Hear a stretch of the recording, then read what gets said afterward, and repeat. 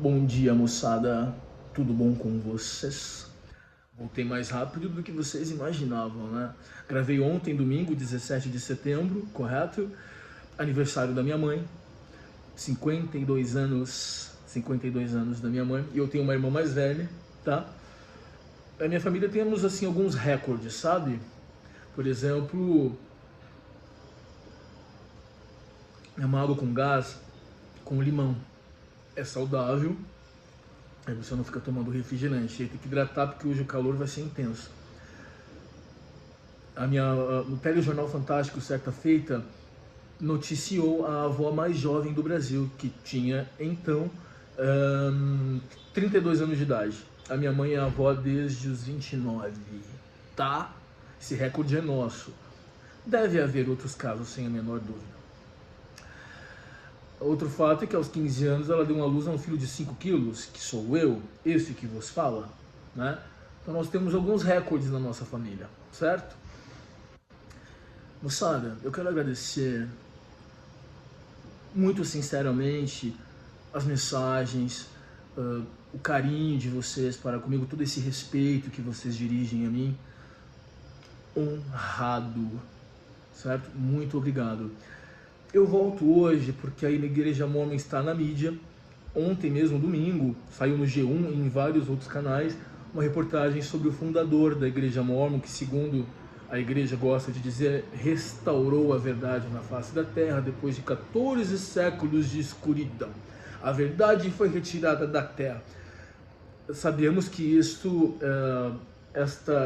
ponto doutrinário é comum, é um ponto em comum entre testemunhas de Jeová, adventistas e mormons, dentre outras denominações, né? Por isso eles são classificados pelos teólogos como restauracionistas. Então esse é um movimento que aconteceu no mesmo país, no mesmo contexto histórico. Havia todo um establishment, o status quo ali, né? E é nesse contexto que surgem essas denominações autodeclaradas donas da verdade, né? Agora a gente precisa saber quem é que tá mentindo, hein? E deixa aquele digladinho por lá, né? Tá bom isso aqui. Nós aqui seguimos nosso caminho, já que somos livres e independentes para pensar. Você perdeu a paz. O outro lá, o cara lá que tá iludido com essas crenças e ele tem o direito, né, de pertencer à crença que ele quiser, não estamos debatendo isso.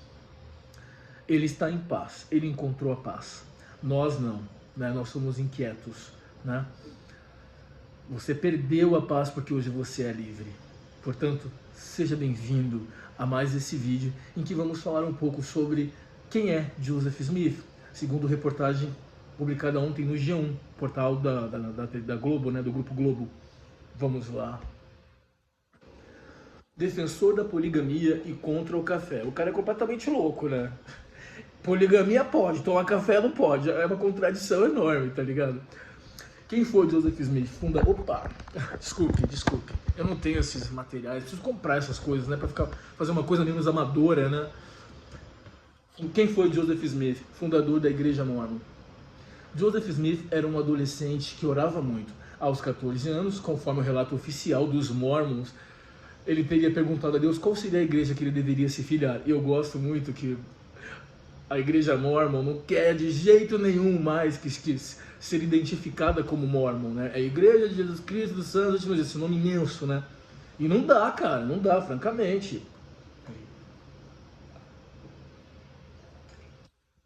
E ninguém, não cola.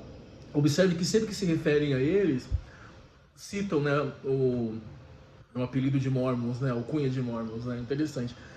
Segundo o texto do próprio, foram dias de grande alvoroço, em que sua mente teria sido levada a sérias reflexões e grande inquietação. Uau!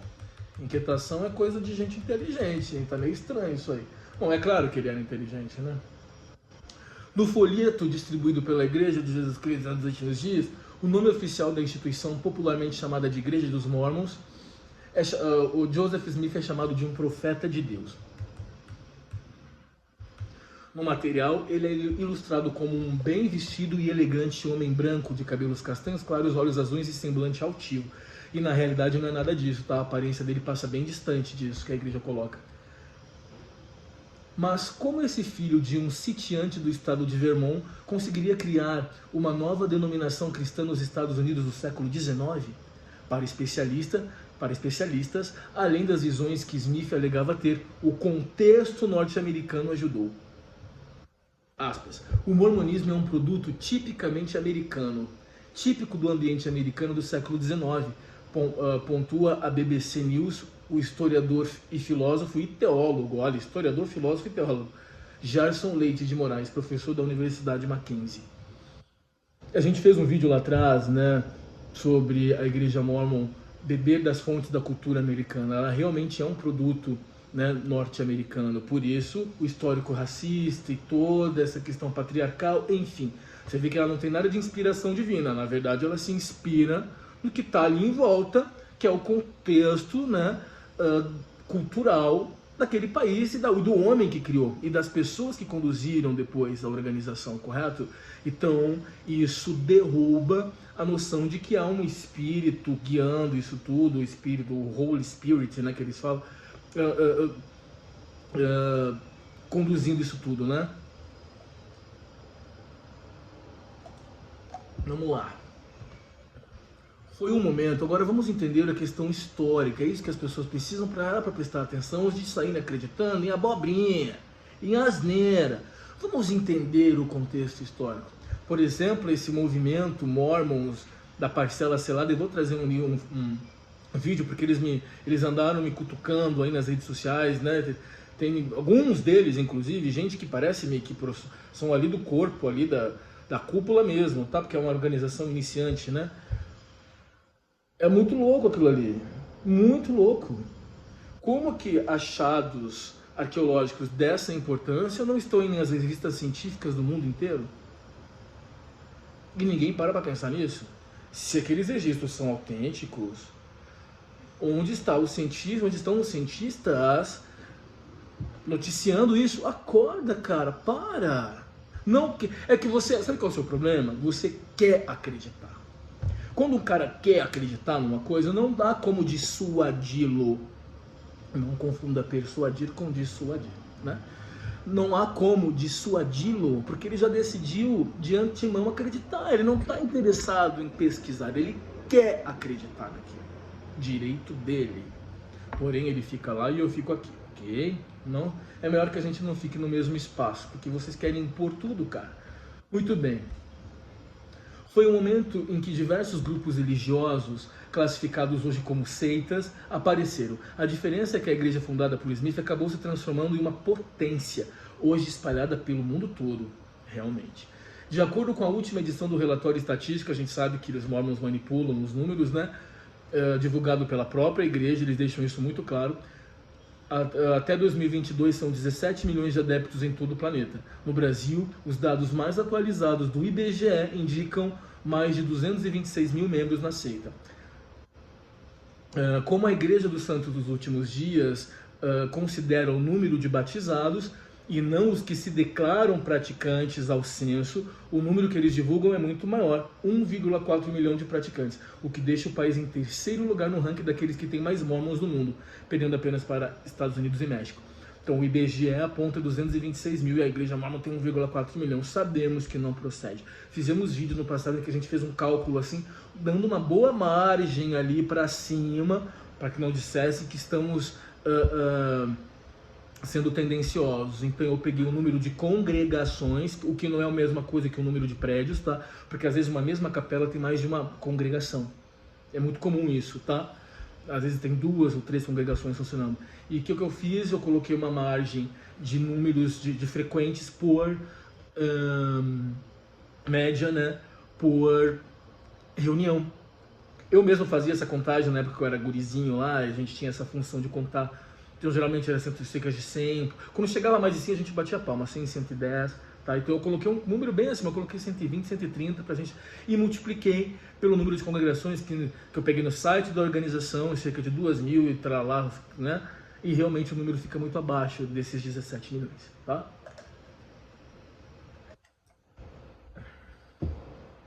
Ao classificar o mormonismo como um produto tipicamente americano, nós trouxemos isso. O historiador Moraes argumenta que se trata de uma espécie de fé composta, uma religião que engloba tendências de outras tantas. Olha que interessante. Cristianismo, judaísmo, islamismo e elementos do paganismo antigo. Uma síntese. Outro elemento importante é a sua capacidade de se metamorfosear. Ele foi sendo modificado ao longo do tempo. Algumas coisas acabaram sendo omitidas, mudando porque não pegava muito bem. Outras foram ressignificadas, reinterpretadas, comenta o teólogo. Algo que, segundo Moraes, o teólogo, comprova a tese de que é um produto americano é o fato de que eles diziam que Adão e Eva moravam no Jardim do Éden, que ficava perto em alguma região do Missouri, né? Ah, sim, a Terra Santa é nos Estados Unidos, né? A Terra Santa é em Utah, né? Sião será reunida em Utah. Claro que tem que ser na terra deles. Tanto é fato que os mormons, quando eles se espalham pelo mundo, levando aí o proselitismo e suas doutrinas, eles carregam suas culturas e não se adequam à cultura local. Então, o mormon brasileiro é o maior puxa-saco de norte-americano que eu já vi. Eles vão morar nos Estados Unidos, eles estão no lugar mais maravilhoso do mundo. Evidentemente que não sabem o que é uma Europa, né? E mesmo no Brasil nós temos muita coisa boa, tá? Muita coisa boa também, apesar de tanta desigualdade, né? E o grande sonho, lembra que nós gravamos também Mormons e o Sonho Americano? Lá atrás eu fiz esse vídeo. Se salvo engano, segundo noticiou o Estadão, 25 mil brasileiros vivendo o sonho americano através do mormonismo, que é o grande objetivo deles, da maioria dos mormons, tá? Eles chamam os Estados Unidos de a cultura superior. Então tá, né? Bom, dinheiro eles têm, isso a gente não nega, correto? Mas há muita desigualdade em um país altamente religioso que agora está retrocedendo, né?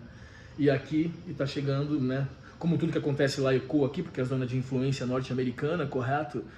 Então, seja bem-vindo ao retrocesso. Legal isso, né? Aí tem umas imagens e tal, depois vocês leem, que eu vou deixar na descrição. Aqui um subtítulo, O Livro Sagrado.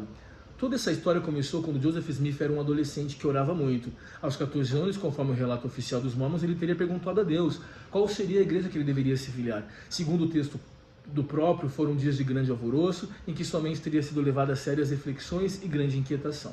Ele era um jovem do início do século XIX, que estudava muito a Bíblia e se preocupava em saber se estava vivendo de maneira que Deus queria que ele vivesse. Ai, que rapaz mais dedicado, que alma mais benigna, né? De boas intenções o inferno está cheio, tá? Conta isso para ele. Que se existir, provavelmente é lá que ele está. Mas como a gente sabe que o inferno é aqui, meu amiguinho, ele morreu, deixou o legado aí, e será lembrado eternamente. Segundo Nietzsche, como dissemos já reiteradas vezes, o tamanho de um homem é medido pelo seu legado. Portanto, quando você morrer, toma cuidado pelo menos de colocar o teu nome numa plaquinha da rua, da vielinha onde você mora. Fala com a prefeitura, dá um jeito para lembrar de ti, porque a família esquece, tá? 3 dias depois, amigo, ninguém chora mais. Não é fato. Na primavera de 1800, aí começa aquela coisa linda. Na primavera de 1820, ele orou a Deus em voz alta para buscar perdão e orientação. Muito abnegado. Afirma a BBC News Brasil o historiador americano Keith Erickson, diretor de pesquisas históricas e divulgação da Igreja dos Santos dos Últimos Dias. Smith teria recebido uma resposta. 2 seres celestiais lhe apareceram, Deus o Pai e seu Filho Jesus Cristo.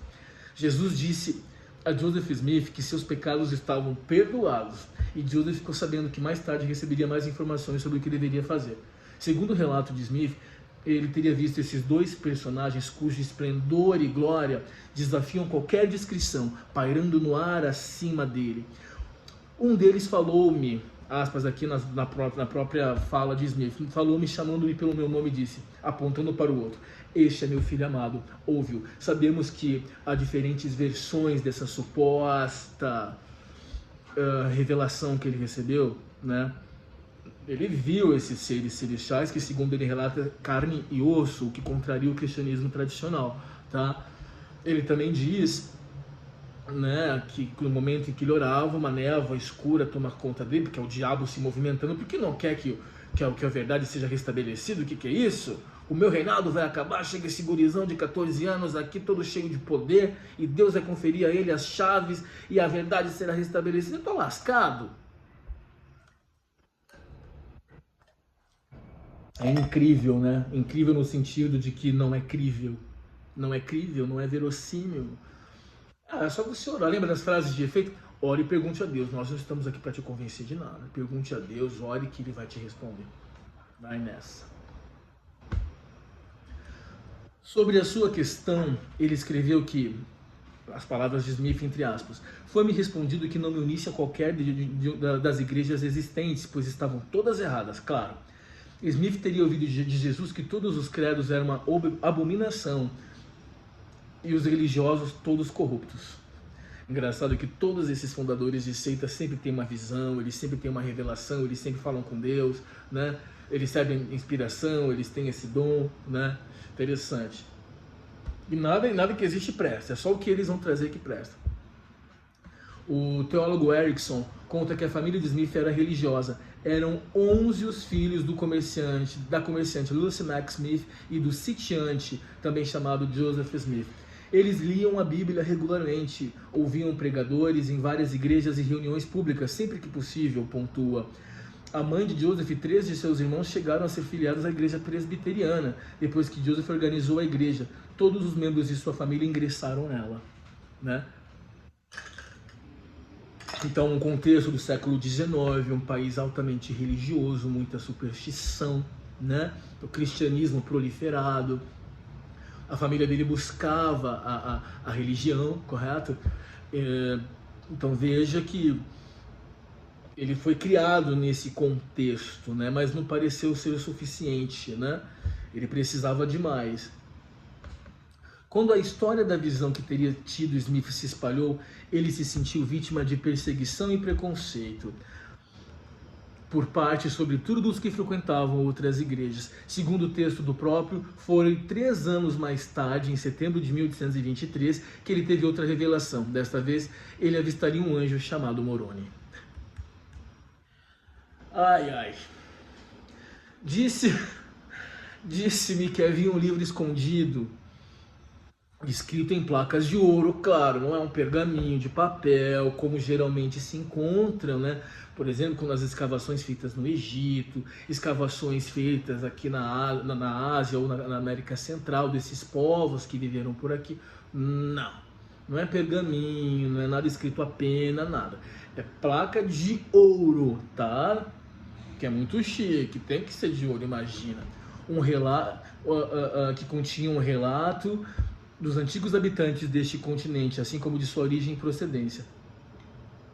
Aí o Joseph Smith disse também que o livro continha a plenitude do Evangelho Eterno, tal como for entregue pelo Salvador aos antigos habitantes. Pois é, o livro contém a plenitude, mas faltam 116 páginas. E significa dizer que a plenitude não foi revelada, correto? Suponho que não é exagero, né? Eu sempre me questionava sobre isso, 116 páginas, cadê? Por que o profeta atual não vai lá, Deus revela para ele, vamos aqui, tá aqui, gente, ó, pronto, tá resolvido. Simples, a igreja é poderosa, rica, ela tem condições de enfrentar qualquer represália. Junto aos livros, ele deveria encontrar, conforme o anjo lhe teria dito, 2 pedras em aros de prata. É um verdadeiro tesouro isso aqui. A posse e uso dessas pedras era o que constituía os videntes nos tempos antigos, escreveu ele, e que Deus as tinha preparado para serem usadas na tradução do livro. Smith também relatou que ele não deveria mostrar as tais placas para ninguém. O anjo teria retornado anualmente durante 4 anos para dar mais instruções ao jovem. Só então Smith teria encontrado tal livro em uma montanha próxima à vila de Manchester, no estado de Nova York.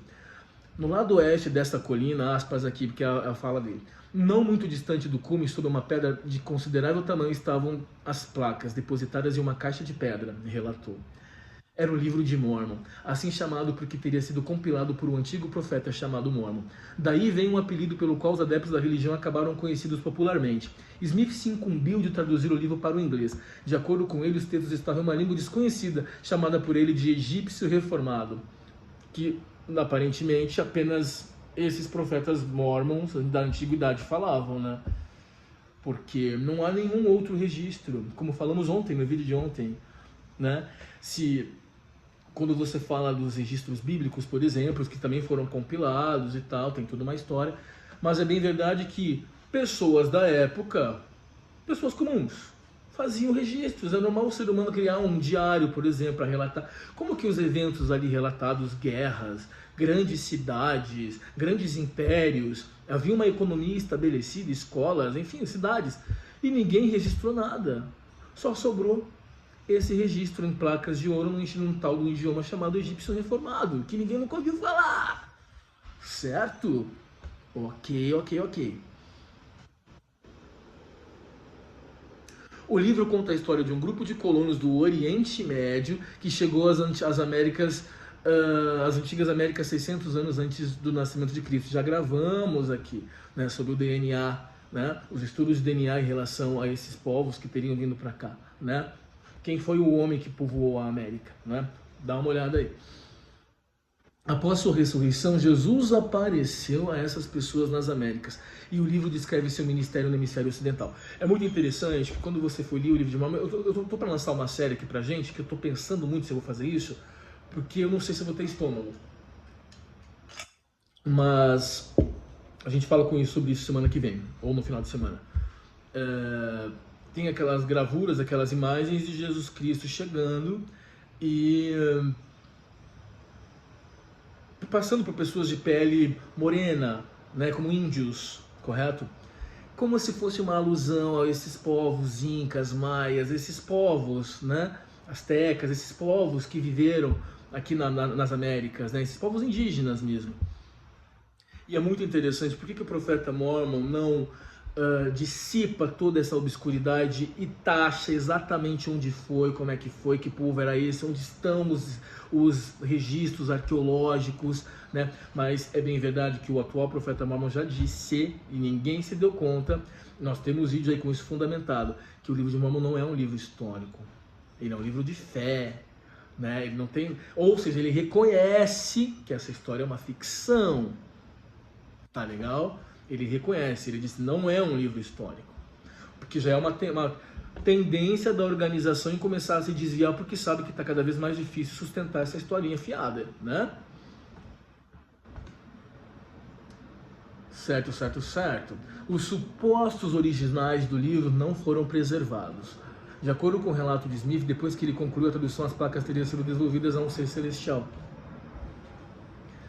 Pois é, cadê a placa? O anjo levou embora. E como é que eu posso ter certeza disso? Ore e pergunta a Deus, problema teu. Deus não quer deixar as placas aqui para que você veja e você tenha assim mais segurança no momento de tomar a sua escolha e para voltar para Deus que te ama tanto. Não, ele vai dificultar a tua vida até ao máximo para ver se você merece chegar no mais alto grau de glória. Não bastou você lutar do lado dele lá na tal guerra dos céus. Veja bem, segundo estudos matemáticos, mais de 100 bilhões de indivíduos da espécie humana já pisaram aqui, nessa terra, desde o início, desde que surgiu a espécie. 100 bilhões. Segundo os mormons ensinam, no momento da guerra nos céus, 1/3 dos filhos de Deus, o Pai, seguiram Lúcifer. 1/3 de 6 bilhões dá 33,3.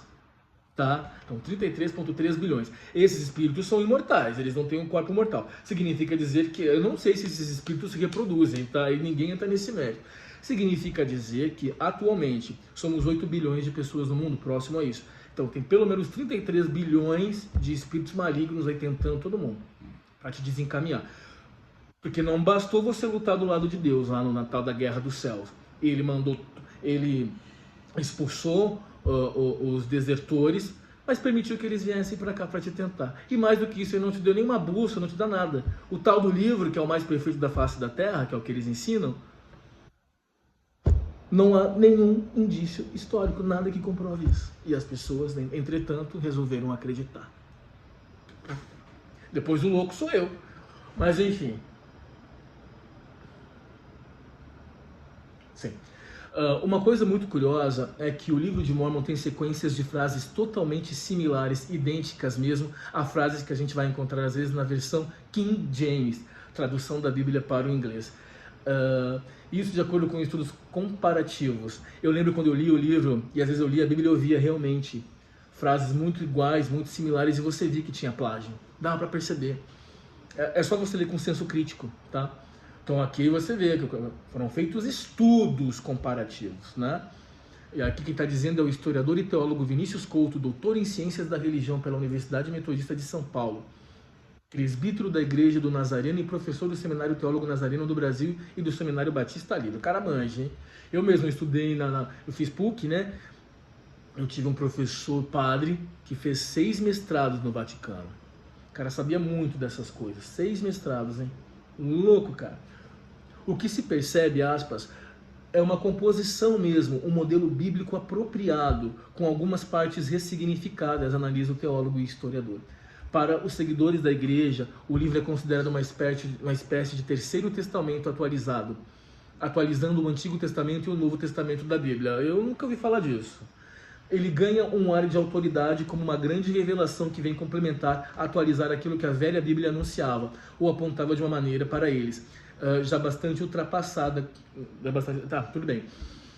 Então, o livro vem e atualiza o que a Bíblia colocava, né? E que os seguidores do mormonismo entendem aquilo como ultrapassado. Faz sentido porque eles mudaram, eles ressignificaram, como os próprios teólogos estão dizendo, não sou eu. Então, se o livro era o mais verdadeiro da face da Terra, hoje ele já deu uma segurada nessa frase. O livro é a obra angular e fundamental da religião, sem ela a religião toda desaba. Não é a Bíblia, que é o livro sagrado dos cristãos, correto? Então veja, o livro de Mormon sempre foi colocado acima. Hoje nos textos deles, eles colocam isso de maneira diferente. O livro de Mormon está em pé de igualdade com a Bíblia, o que já seria por si só, para os cristãos, uma heresia, né? Então eles sempre ensinaram que a Bíblia foi adulterada, que ela sofreu várias alterações e que o livro de Mormon, nenhum outro livro aproxima mais de Deus, o homem, do que o livro dos Mormons. É o que eles ensinam. Claro que hoje eles estão segurando isso porque eles querem se tornar uma igreja evangélica tradicional, como a gente já vem falando aqui faz tempo. Na prática, para os Mormons, o livro de Mormon é um documento superior em relação à Bíblia. Na prática é isso. Não se deixe enganar, eles vão negar. Eles vão te dizer que não. Não é assim. Aí eles vão sempre desviar, como gravamos ontem, com aquelas frases de efeito. Fica atento, fica ligado. O que a gente traz para você, cara, se você está pesquisando a igreja, cara, é recurso demais. É muito recurso que tu tem para não cair nisso. Só cai se quiser. Aí a escolha é tua, mas você é livre para escolher, hein, as consequências. Tô brincando, isso não é comigo, não. Cada um que saiba de si, né? Existe a ideia de que o livro de Mormon é uma espécie de continuação dos outros 2 testamentos.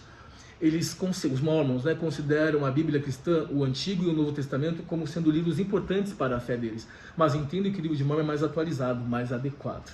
Não tem nada que preste ali. Quando uma crença mormon choca-se com a Bíblia dos cristãos, eles vão alegar que a Bíblia fica em segundo plano. Para eles, a tradução do livro de Mormon é mais moderna, atualizada e inequívoca. Tá? É verdade. Um exemplo simples é quanto ao consumo de bebidas alcoólicas. A reportagem perguntou para um integrante da igreja mormon como ele justificaria a proibição total de qualquer dose de álcool, se o próprio Jesus, de acordo com os relatos bíblicos, tomava vinho e teria celebrado sua última refeição com pão e vinho. Estamos então, ou seja, podemos encher a cara de vinho. Temos de pensar sobre o nosso tempo. Hoje sabemos que isso faz mal. Na verdade não, né? Os estudos apontam que uma tacinha de vinho por dia faz muito bem para o coração, tá? Aqui tem mais fotos e tal. Depois vocês veem, tá? 28 minutos, vamos lá. Intolerância religiosa. Em 1830, 10 anos após sua primeira visão, nasceu a nova denominação cristã. Joseph Smith foi orientado por Deus a estabelecer uma igreja que hoje é conhecida como a Igreja de Jesus Cristo Santos dos Últimos Dias. A essa altura, Smith já havia sido casado com sua primeira mulher, Emma Hale Smith, e morava com ela na cidade de Harmon, Oakland, na Pensilvânia. Desde o início, contudo, a igreja sofreu perseguições. E Smith, como seu fundador, acabou sendo o principal alvo. Ele chegou a ser preso mais de uma vez, acusado de promover a desordem. Isso obrigou-o a mudar várias vezes de cidade, sempre batizando novos adeptos e criando novos núcleos para a sua igreja. O mais grave desses episódios de intolerância religiosa ocorreu no dia 30 de outubro de 1838 e ficou conhecido como o Massacre de Hall's Mill. Milicianos do estado de Missouri atacaram o assentamento mormon e deixaram 18 mortos e 15 feridos. Por conta disso, boa parte dos adeptos da nova religião decidiram se refugiar no estado de Illinois. Nesse período, ele estabeleceu uma série de novas regras e ritos para os mormons, mas as tensões com os habitantes locais não cessaram.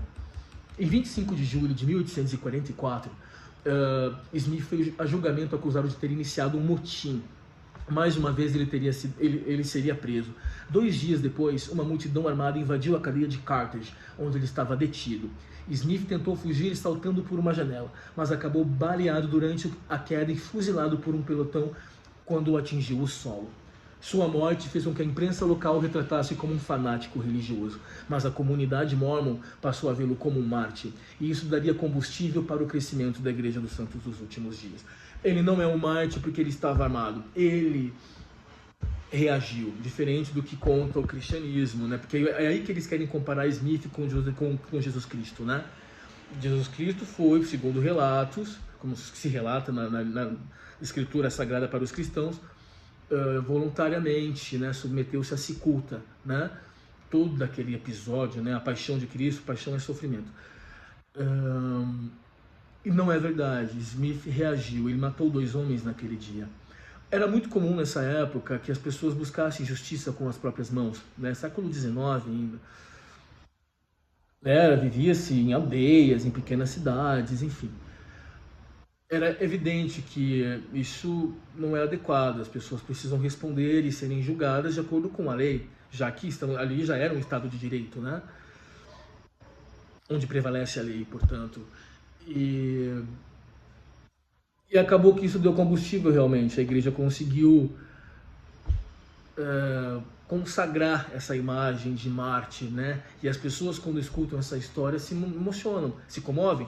Tem também aquele episódio da perna que ele machucou e não havia anestesia, ele era um garotinho e se submeteu a uma cirurgia corajosamente, né? Como se houvesse outra possibilidade, né? Como se houvesse alguma alternativa, mas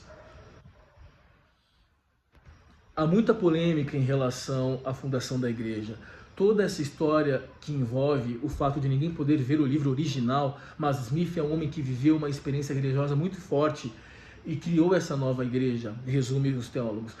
E muita gente acabou aderindo, comprando o discurso, mesmo com as inconsistências, sejam elas históricas, seja da narrativa, das placas, da tradução, da cópia. Impressionante isso, né? Hoje já há mais recursos, mas não havia. E quem compra essa história, vê de regra, é gente muito simples, gente humilde, né? A liderança da igreja acaba então assumida por Brigham Young naquela crise de sucessão, que conduz os mormons para uma verdadeira migração rumo ao oeste americano. No fim, os membros da igreja fundaram Salt Lake City e se estabeleceram no estado de Utah, onde até hoje está a maioria dos adeptos e onde ficam as sedes principais da instituição. Interessante, aspas, que nesse processo todo há a narrativa que facilita a construção da identidade do povo. Um povo perseguido por praticar sua fé, um grupo conduzido por uma nova terra. Né? Tem toda essa questão, né, dos pioneiros, dessa migração rumo ao oeste. Né? E isso, sabe, isso floreia a história dos mormons. Né? A perseguição, estamos sendo perseguidos, os donos da verdade perseguidos, né? E quando isso é passado nesse processo de proselitismo e pregação, as pessoas se sentem, né, que é o inimigo se voltando contra os adeptos de Deus, né? Então é todo um discurso que eles criaram para romantizar a história. E não é, Jesus era um criminoso. Nós temos vários vídeos sobre isso aí, do tal do banco que ele fundou, né, que onerou demasiadamente os membros. A própria prática da poligamia no Ocidente, isso não tem o menor cabimento, né? Isso mexeu com os brios das pessoas. Né, o discurso que ele adotava, né? Então realmente não era perseguição ou mera intolerância, havia razões reais para a indignação da sociedade naquele contexto histórico. Né? Os mormons se comportam como grandes pioneiros, são fiéis, trabalhadores e pagam o dízimo. A prosperidade apareceu de maneira forte e trouxe a convicção de que eles estavam do lado do bem, fazendo o que era correto e tinham a aprovação de Deus. Realmente, a organização mormon é muito próspera, muito bem organizada, não podemos questionar isso. Poligamia. Na doutrina mormon há vários pontos que são divergentes em relação a outras igrejas cristãs. Couto, o teólogo, elenca alguns deles como a ideia de que Deus tem um corpo material e que ele não é exatamente perfeito, mas alguém que evolui com o tempo. Esse texto é muito bom, né, cara? Os caras resumiram tudo. Outra coisa muito distoante do cristianismo é o nascimento de Cristo. Para eles, isso acontece por meio da relação sexual entre Elohim, nome dado para eles a Deus, o Pai, com Maria. É verdade, é isso que eles ensinam. Além disso, eles praticam os batismos pelos mortos, porque tem a ideia de que o batismo opera a remissão dos pecados. Então, quem já morreu pode ser batizado também, acrescenta. Mas, sem dúvida, a maior polêmica ligada a esse grupo religioso está na defesa da poligamia. o que deixa-se claro, não é mais uma prática tolerada pela igreja, tá? Hoje em dia eles não praticam, mas há mormons sim envolvidos na igreja mormon brigamita, essa que nós conhecemos, que praticam secretamente a poligamia. E vários ramos, né? Várias seitas mormons aí espalhadas, existem vários grupos mormons, liderados aí por homens que se dizem profetas, tá? E é bem verdade que e eles usam o livro de Mormon e se inspiram em Joseph Smith. Então, nós estamos falando do mormonismo como um todo aqui, tudo nos interessa, né? Diga-se Warren Jeffers, o pedófilo criminoso, né? Pesquisem sobre ele, vocês devem ter ouvido falar. De acordo com um esclarecimento publicado no próprio site oficial da instituição desde 1904, casamentos plurais devem ser punidos com excomunhão. Contudo, é engraçado, mas por que Deus mudou de ideia, né? Se a teologia é perfeita, a poligamia devia persistir. Mas é mentira, porque a doutrina não foi excluída. Ela vai ser praticada na próxima vida. Na próxima vida os homens terão muitas mulheres. A poligamia existirá nesse tal reino celestial que eles inventaram, tá? Contudo, esta prática foi sim adotada. Biógrafos afirmam que Joseph Smith chegou a ter 40 mulheres. Entre os anos de 1852 e 1890, os santos dos últimos dias praticaram abertamente o casamento plural. A maioria deles morava em Utah. Homens e mulheres que viviam o casamento plural reconheciam os desafios e as dificuldades, mas também o amor e a alegria encontrados em suas famílias, afirma o texto oficial da igreja. Eles acreditavam que era um mandamento de Deus e que a obediência traria grandes bênçãos a eles e a sua posteridade. O cara pode ter várias mulheres, mas a mulher não pode ter vários caras, tá? Os líderes da igreja ensinaram que os participantes dos casamentos plurais deveriam buscar desenvolver um generoso espírito de altruísmo e o puro amor de Cristo entre todos os envolvidos. A alegação que a igreja sempre faz é que com as guerras e as perseguições muitos homens morreram, então muitas mulheres ficavam solteiras. Então a solução foi o casamento plural, porque assim as viúvas teriam um macho para tomar conta delas, tá? Engraçado, havia tantas alternativas, né? Que explicação mais frágil, né? Convenhamos. Vamos fazer uma cozinha comunitária que aí todos fazem as refeições aqui. Vamos fazer doações a essas viúvas. Vamos oferecer a elas trabalhos na comunidade. Por que não? Não. Eu tenho que ir lá e dar uma sapecada na mulher. Entendi. Então tá enjoado, né? Tem que mudar um pouco. Entendi. Muito bem. No livro Doutrina e Convênios, que é outra escritura mormon, que contém as revelações de Smith e serve como uma espécie de catecismo dos mormons, a seção 132 é dedicada ao assunto.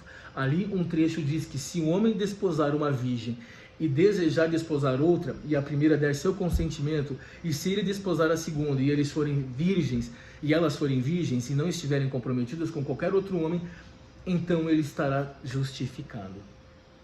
Eles também praticavam a poliândria, né?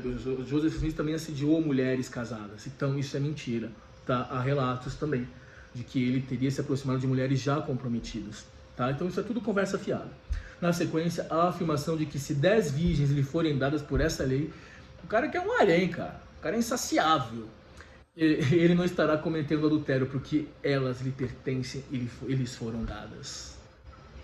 Segundo o texto oficial da igreja, o casamento plural resultou em um grande número de filhos que nasceram dentro de lares de membros fiéis, e o casamento tornou-se virtualmente disponível a todos os que desejavam. O teólogo Erickson ressalta que é um equívoco o fato de que muitas pessoas presumem que a poligamia seja a principal característica da igreja. Durante os últimos anos de sua vida, Joseph Smith apresentou a um pequeno grupo de pessoas próximas o mandamento que havia recebido de Deus para iniciar a prática do casamento de um homem com mais de uma mulher. Contextualiza. Só que esse teólogo aqui é teólogo da igreja mormon, tá?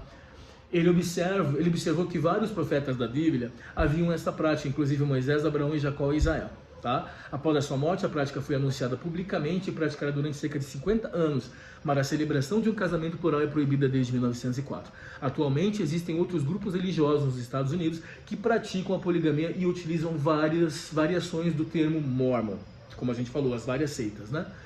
Não são membros da igreja mormon brigamita. E qualquer membro da igreja que pratica a poligamia é expulso do grupo.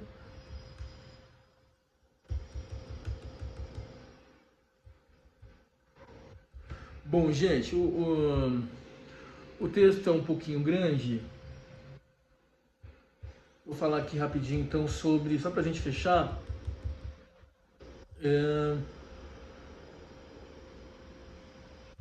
A gente não ficar aqui. A ideia tinha razões sócio-históricas, porque para aquele contexto.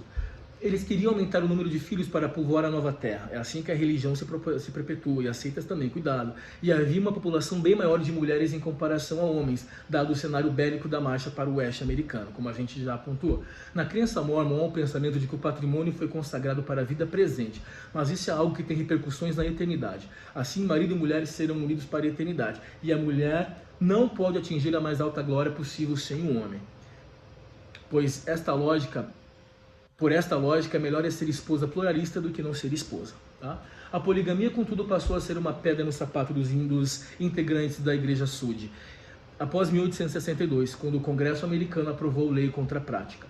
A partir da década de 1880, maridos e esposas polígamos passaram a ser processados.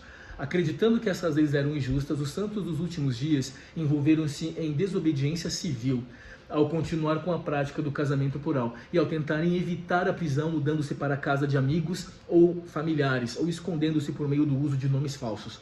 Quando condenados, pagavam multas e eram presos, diz a igreja em texto do site oficial. Como a legislação previa o confisco de imóveis, funcionários do governo ameaçaram tomar os templos desses religiosos. A partir de 1890 começou um movimento na cúpula da Igreja Sud no sentido de abolir a prática, que foi oficializada em 1904. Então veja que eles aboliram a prática porque havia ali previsão legal como pena de confisco de bens. Interessante, né? Muito interessante essa parte. Mormons não tomam café. Se o casamento pluralista foi banido, há uma outra regra curiosa presente em Doutrina e Convênios que persiste até hoje, e é seguida à risca pelos membros da igreja. Trata-se da proibição do café. Smith começou assim a escrita da revelação que teria recebido em 27 de fevereiro de 1833, quando estava contrariado pelo fato de que os integrantes da igreja mantinham o hábito de mascar tabaco nas reuniões. Condena-se o uso de vinho, bebidas fortes, tabaco e bebidas quentes. Foi assim. Segundo a interpretação dos mormons, o café estaria incluído nessa definição, juntamente com o chá preto. A explicação não está na cafeína, como muitos acreditam. Tanto é que a Coca-Cola é liberada. Esta revelação incentiva as pessoas a cuidar de seu corpo físico para que possam ser saudáveis e receber recompensas espirituais, como sabedoria e conhecimento, explica Erickson, o teólogo mormon. Por isso, a revelação identifica alguns comportamentos que contribuem para a saúde, como comer frutas e grãos, e cita vários alimentos que causam danos, como álcool, tabaco e bebidas quentes, em termos que os membros da igreja desde a década de 1840 identificaram café e chá preto. Que situação, tá? É isso, gente. É isso. O texto era um pouco longo, um pouco cansativo ler isso tudo, mas eu queria trazer, você ver que foi uma reportagem justa, eles ouviram teólogos da organização, né, apologistas, portanto. Eu acho que esclareceu muita coisa, tá? Para você que está pesquisando a organização Mormon, fique atento, pesquise antes de se filiar a esse grupo, ok? Nos vemos em breve, eu vou nessa, boa semana e tchau!